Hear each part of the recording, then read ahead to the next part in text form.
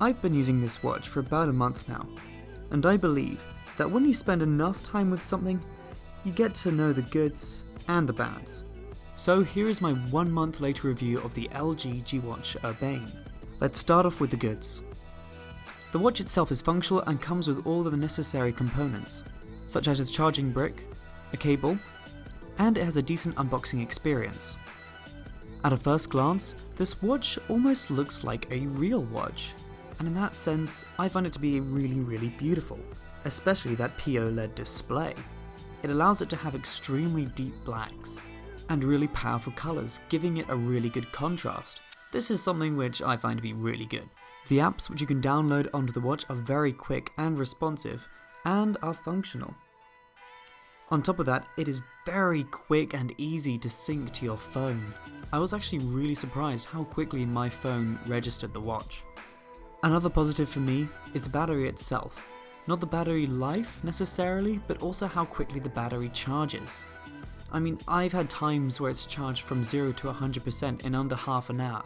That is, like, so quick! And in terms of battery life, it lasts for about 2 days. That's impressive, shall we say, especially compared to the iWatch, which only lasts for a few hours. But now, let's get on to the bads. Unfortunately, when you spend some time with the device, you do get to know its bad side. The first part is wrist gestures. It is something which is quite nice to have on the watch, but it's not exactly the most responsive thing in the world. Admittedly, it's quite hard to read wrist gestures, but I wish it would be a little bit more accurate in reading my gestures. Sometimes when I'm trying to scroll up, it ends up scrolling down and vice versa. So this is something which I would like to see fixed in future. The next bad thing is the heart rate monitor and its reliability.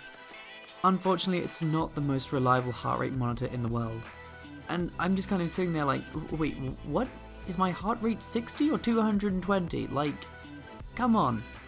I doubt my heart rate is 220, that's just insane.